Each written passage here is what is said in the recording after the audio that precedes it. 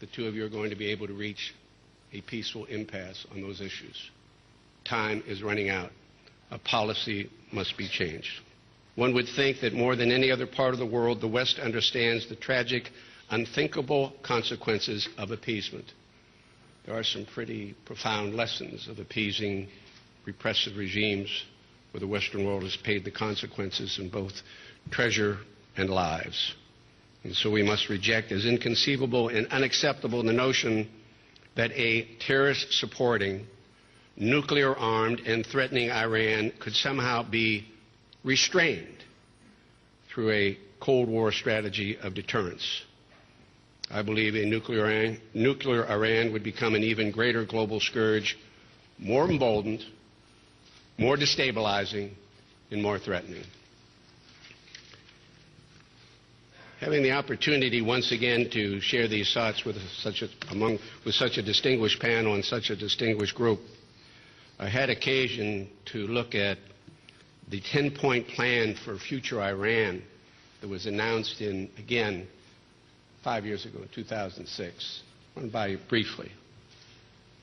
From our point of view, the ballot box is the only criterion for legitimacy. I'm going to give you a shortened, abbreviated version. We want a pluralist system. Number two, freedom of parties and assembly.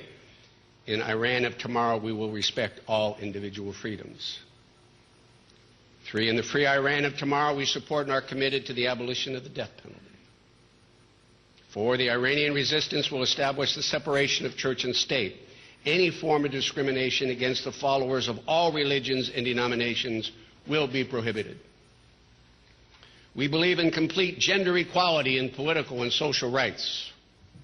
Six, we want to set up a modern legal system that goes on, basically recognizing the importance of the rule of law and due process. Seven, we are committed to the Universal Declaration of Human Rights and list other international covenants and conventions. And if you took a look at them in the UN Charter, you would see that the existing Iranian regime violates them every day. The new Iran accepts and embraces, promotes, and supports.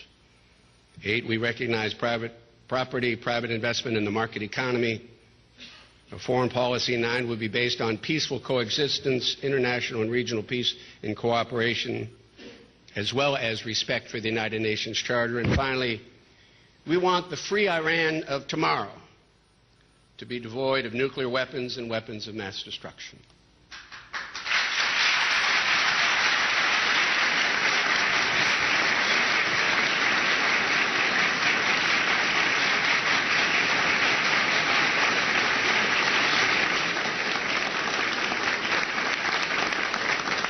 That's the Iran that the resistance, the People's Mujahideen, MEK, have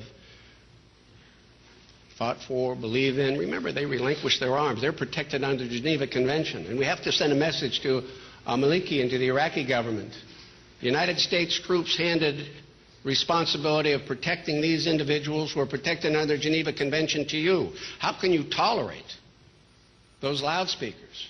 And what about these incursions that precipitated some problems inside Camp Ashraf? You must heed the admonition. You promised to protect them under the Geneva Convention. Right now, one wonders the sincerity of that initial promise. I'll conclude, ladies and gentlemen, with just a couple of additional thoughts, if I might. I spent some time with some older Iranian women when I was in Paris in December. And we sat down, and through the interpreter we had conversations with them. And I wish I could take those who are going to make the decision in the State Department over to meet with them or have them come over here and just listen to them very, very carefully. These older women carried pictures with them. Pictures of spouses and husbands, obviously. Children and grandchildren.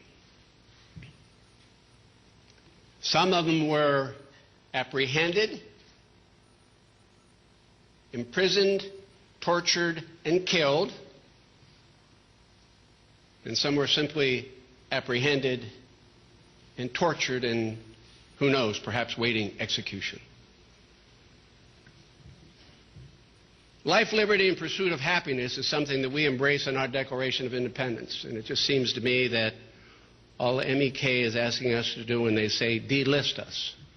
The EU has looked at this designation and said no. The UK has looked at the designation and said no, it's inappropriate. Our courts have looked at the designation and said no, it's inappropriate. Listen to the cries of these women and the pleas of these women about their families, representing all the families that are in Camp Ashraf and the thousands and thousands that have been murdered because they are part of the democratic resistance. And also listen and learn from the lessons of time. The strategy hasn't worked. Listing them in 97 as a goodwill gesture has not affected a single change in their approach, has not de-accelerated or removed them or somehow interrupted their intentions to become a nuclear power, has certainly had no impact. So we say to all those in the State Department involved in making the decision in this administration, it's about time. The lessons of history and the pleas of these mothers and wives should be listened to now. Delist the MEK and let them take the voices of freedom to the street and do what they need to do to bring freedom and democracy in the kind of Iran that would live in harmony and in peaceful coexistence with its neighbors in the region and the rest of the world. Thank you very much.